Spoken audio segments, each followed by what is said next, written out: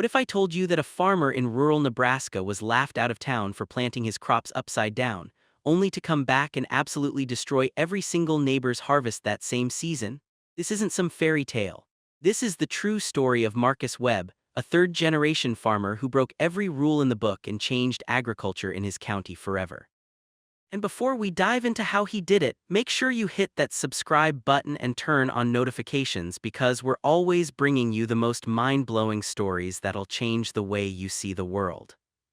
Marcus Webb wasn't supposed to be a revolutionary. He was supposed to be just another corn farmer in Lancaster County, Nebraska, working the same 160 acres his grandfather had worked since the 1940s. But Marcus had a problem. His land was dying. Every year the yields got worse. The soil turned harder, the roots struggled to penetrate deep enough. His neighbors all faced the same issue, but they just accepted it as the cost of modern farming.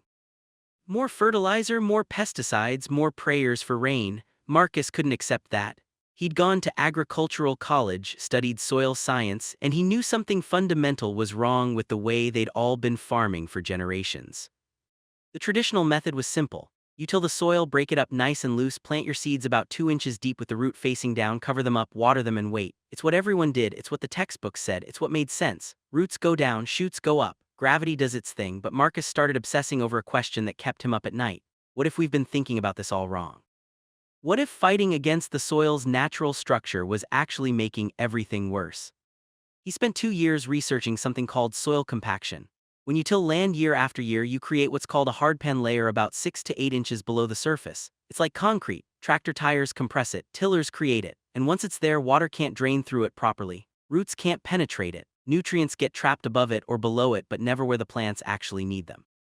Marcus realized that every farmer in his area, including himself, had been creating their own agricultural prison, and their crops were the inmates. Then he stumbled onto research from Australia and parts of Africa about inverting planting techniques. The idea was wild.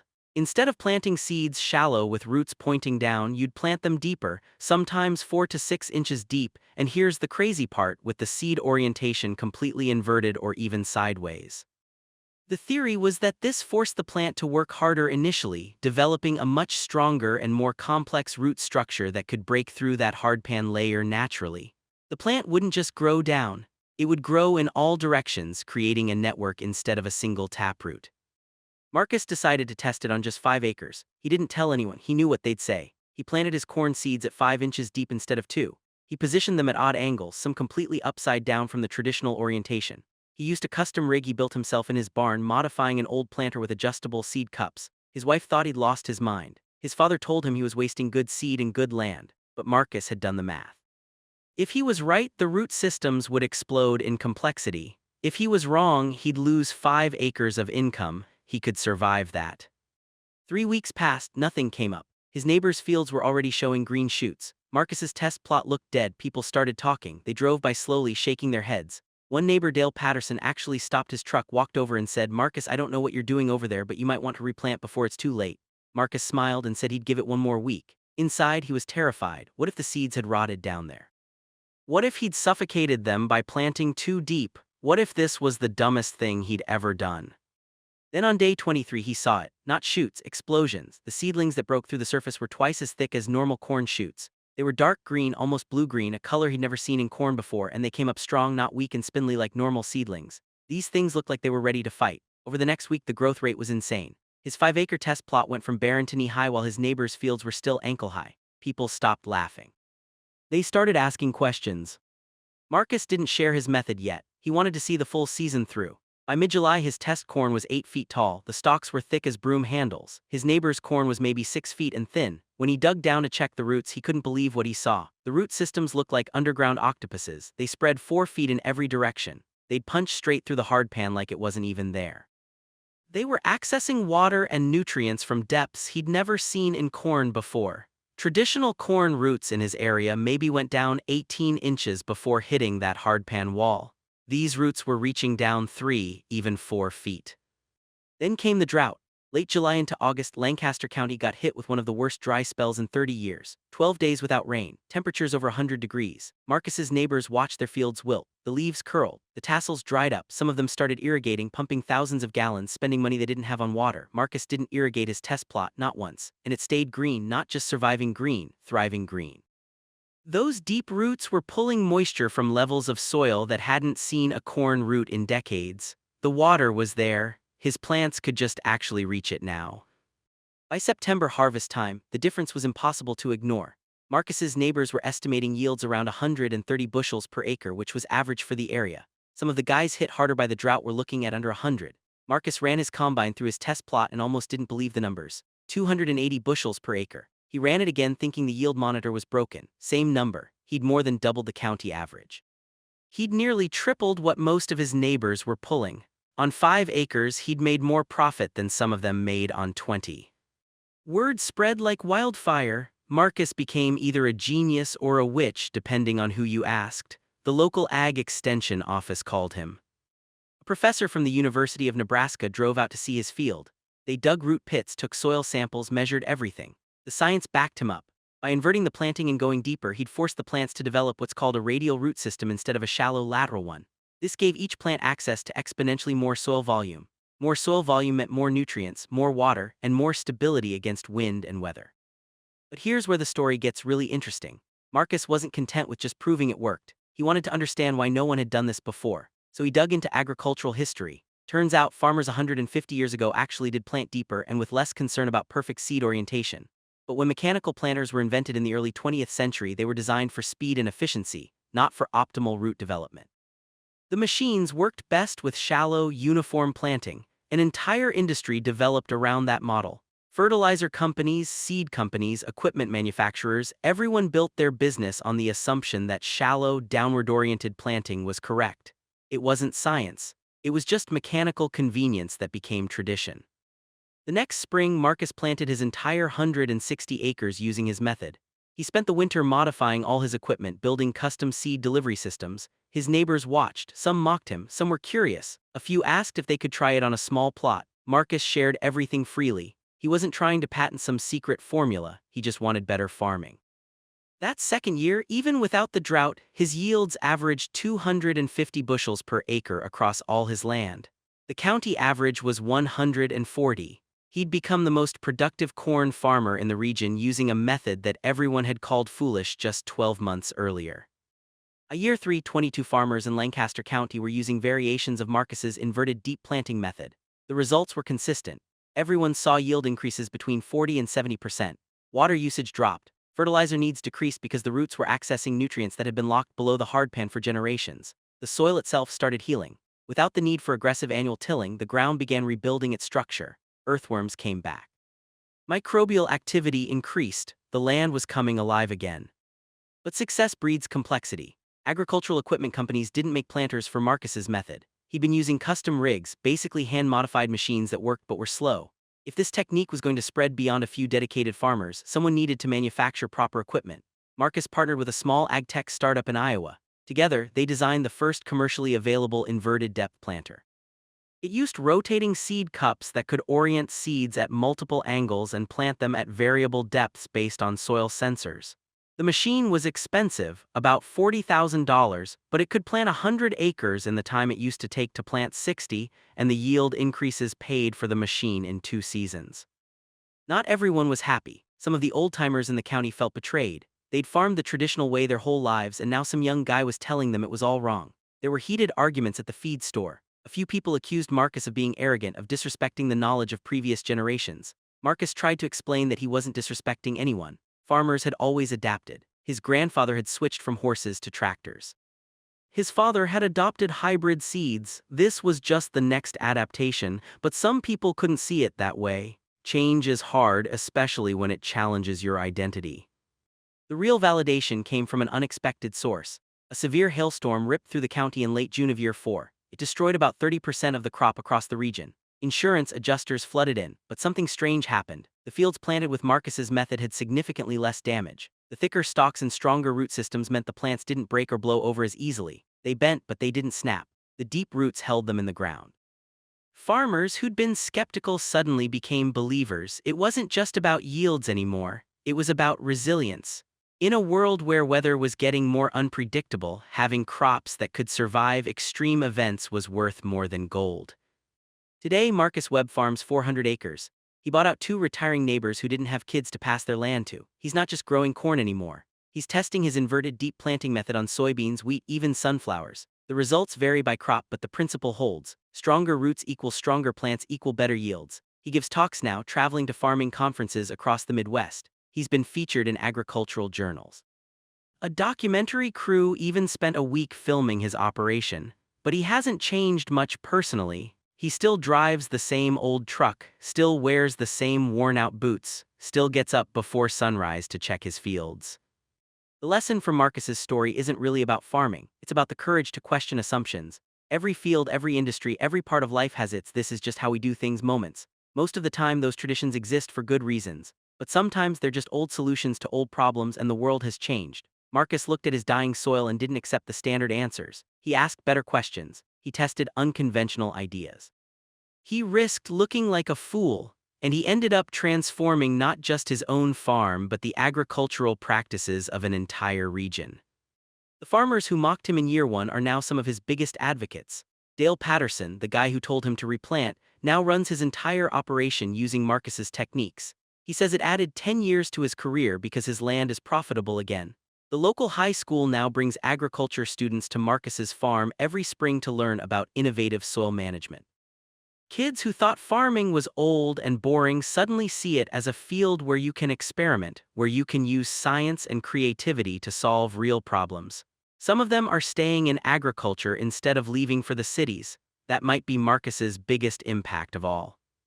The inverted planting method isn't magic. It won't work everywhere. Some soil types don't have that hardpan problem. Some crops don't respond the same way. Marcus is the first to admit that his technique is just one tool, not a universal solution, but the mindset behind it. That willingness to challenge conventional wisdom and test new approaches, that's universal. Whether you're a farmer in Nebraska, a teacher in Texas, or an engineer in California, the principle is the same. When something isn't working, don't just accept it. Dig deeper, ask why, experiment. Be willing to look foolish in the short term for the chance to be revolutionary in the long term. So the next time someone calls you crazy for trying something different, remember Marcus Webb. Remember the guy who planted upside down and tripled his yields while everyone laughed. Sometimes the fool is the only one brave enough to find a better way. And that brings us to what might be the most important part of this entire story. Marcus didn't just change farming in Lancaster County. He inadvertently sparked a global movement. Universities started reaching out. Agricultural departments in Canada, Australia, and even the European Union began their own research into deep inverted planting. What started as one guy's obsession with soil science became peer-reviewed studies published in international journals. The USDA reached out to Marcus asking if he'd be willing to work with their research division to test his methods across different climate zones and soil types. But here's what's fascinating. As more data came in from different regions, researchers discovered that Marcus had only understood part of the picture. The inverted planting worked, yes, but not always for the reasons he initially thought. In some soil types, it wasn't about breaking through hardpan at all. Instead, the inverted orientation actually triggered different hormonal responses in the germinating seed. The plant, sensing it was upside down, activated growth mechanisms earlier than normal. It was like putting the seed in a mild stress state that made it work harder from the very beginning. That's why those seedlings looked so thick and vigorous. The plant was literally fighting to right itself, developing stronger tissues in the process. In other regions, the depth was what mattered most, not the orientation. Scientists discovered that planting deeper tapped into what's called the thermal buffer zone of the soil.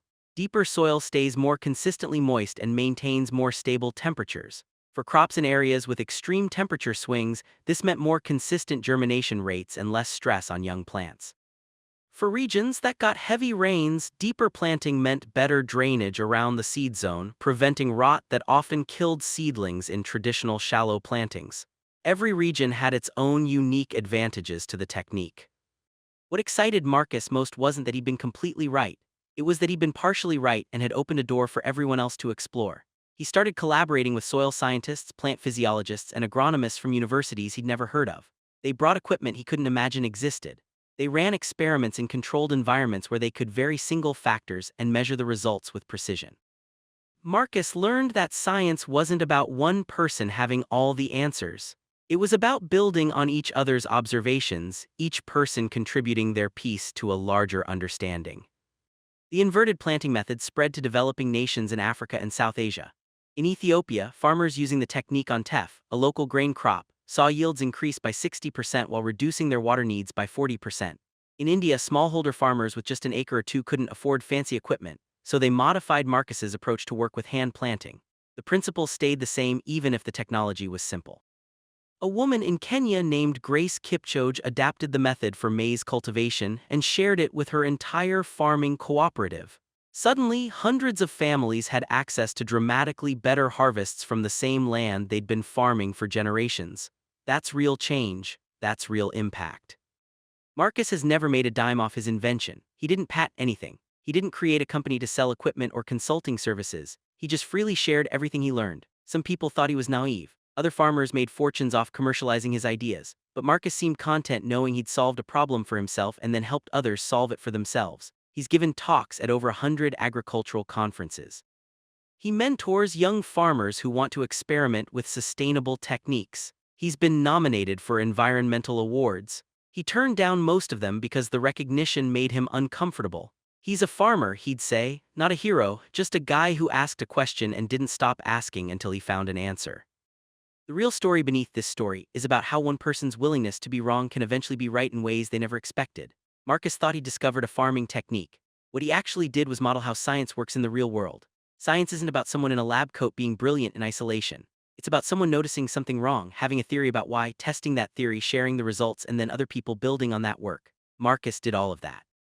He was the connection between old farming wisdom and new scientific understanding. He showed that innovation doesn't require fancy degrees from prestigious universities, though those help. It requires curiosity, courage, and patience to see something through. Today, the inverted deep planting method is used on approximately 4 million acres worldwide. That's an area roughly the size of Connecticut dedicated to a farming technique that didn't exist 15 years ago. The yield increases alone translate to roughly 3 million additional tons of grain production annually. That's enough food to feed about 10 million people. And it happened not because some corporation mandated it from above, but because farmers saw other farmers getting better results and wanted to try it themselves. It spread organically, farmer to farmer, region to region, country to country. That's the most powerful kind of change. Marcus is in his 50s now. His kids didn't want to farm, which he's completely at peace with. His son became an engineer, ironically designing agricultural equipment. His daughter works in environmental policy, but neither of them needed to stay in farming because their dad had already secured enough profit from his farming innovations that he could diversify. He's mentoring the next generation through his foundation, the Webb Institute for Adaptive Agriculture, which funds research into sustainable farming methods. Young scientists come there for internships. Young farmers come to learn. It's become a hub for people who believe that agriculture can be both productive and regenerative, profitable and sustainable. The story of Marcus Webb reminds us that the best innovations often come from necessity and observation, not from following what everyone else does. The corn farmers around him were all trying harder, doing more of the same thing, just with more fertilizer and more pesticides and more water. Marcus was the only one asking if the same thing itself was wrong. That question, that simple shift in perspective changed everything. And the beautiful part is that this principle applies everywhere. It applies to teachers wondering if traditional classroom structures are really the best way to help kids learn. It applies to business leaders questioning whether their current process is actually optimal or just traditional. It applies to parents wondering if raising kids exactly the way they were raised is actually what their kids need. Every single day, you encounter situations where you have a choice. You can accept the way things are done and do your best within that system. Or you can be like Marcus and ask whether the system itself might need examination. Most of the time, you'll try something unconventional and it won't work. That's okay, that's how we learn. But occasionally, rarely, you'll stumble onto something that works better. And then you'll have the choice of keeping it to yourself or sharing it. Marcus chose to share. That generosity is what turned one farm's success into a worldwide movement. We live in an era where disruption is celebrated. Everyone talks about innovation and thinking outside the box and challenging the status quo. But it's easier to celebrate those things than to actually do them. It's comfortable to do what everyone else does. It doesn't risk failure. It doesn't invite ridicule. It doesn't keep you up at night worrying whether you're wasting your time and resources. But comfort and safety aren't what move humanity forward. The people who move humanity forward are the ones willing to be uncomfortable, to risk failure, to ask questions that everyone else has stopped asking. Thank you so much for watching the story of Marcus Webb and the transformation he sparked in agriculture. If you enjoyed learning about how one person's curiosity and courage can ripple outward and change an entire field, please hit that subscribe button. We've got so many more stories like this coming, stories of ordinary people who did extraordinary things by simply refusing to accept that the way things have always been done is the way they must continue to be done. Turn on those notifications so you never miss an upload. And if you want to go deeper into the story or research any of the claims we made, check out the links in the description. We've got source material, we've got interviews with some of the farmers involved, and we've got additional context that didn't fit into this video. Leave a comment and let us know what you thought. Would you have the courage to try something like Marcus did? Would you plant your seeds upside down if you believed it would work? I'd love to hear your thoughts. Thanks again for being here. Keep questioning, keep innovating, and I'll see you in the next one.